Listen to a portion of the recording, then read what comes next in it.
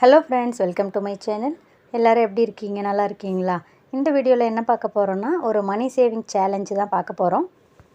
ஏதாவது ஒரு வழியிலையாவது நம்ம பணம் சேர்க்கணும் அப்படிங்கிறதுக்கான ஒரு சின்ன முயற்சி தான் இது. அது என்னென்னா ரவுண்ட் அப் சேலஞ்ச். இந்த சேலஞ்ச் வந்து எல்லோரும் பண்ணுற மாதிரியான ஈஸியான சேலஞ்சு தான். ஸ்டூடெண்ட்டாக இருக்கட்டும், ஹவுஸ் ஒய்ஃபு, குழந்தைங்க, வேலைக்கு போகிறவங்க, போகாதவங்க எல்லாருமே இதை பண்ணலாம். ஏன்னா செலவுங்கிறது நம்ம எல்லாருமே பண்ணிகிட்ருக்குறோம். செலவு பண்ணுற அத்தனை பேரும் சேமிக்கிறதுக்கான ஒரு சேலஞ்சு தான் இது. உங்கள் செலவுகள்லேருந்து சேமிப்பை தொடங்க ஒரு சின்ன முயற்சி தான் இது.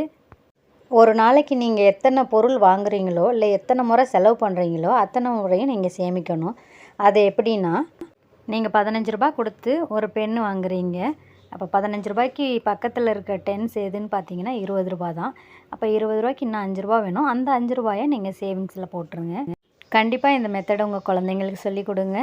5 ரூபா கொடுத்து எரேசர் வாங்கிட்டு வர சொல்லுங்கள். 2 ரூபா எரேசர், மீதி 3 ரூபாயை அவங்க வந்து உண்டியலில் போடுற மாதிரி சொல்லி கொடுங்க. இந்த சேலஞ்ச் வந்து சின்ன அமௌண்ட்லேருந்து பெரிய அமௌண்ட் வரைக்கும் நீங்கள் ட்ரை பண்ணலாம். இப்போ 100 ரூபாய்க்கு கொடுத்து ஒரு பொருள் வாங்குறீங்க, 90 ரூபாய்க்கு அந்த 10 ரூபாயை அந்த உண்டியலில் போட்டுருங்க. இந்த மாதிரி பண்ணுறப்ப தினசரி நம்ம பண்ணுற செலவுகள்லேருந்து நம்ம சேமிப்பும் உயர்ந்துக்கிட்டே வரும். ஏன்னா நம்ம யாருமே தினசரி செலவு பண்ணாமல் இருக்கிறதே கிடையாது.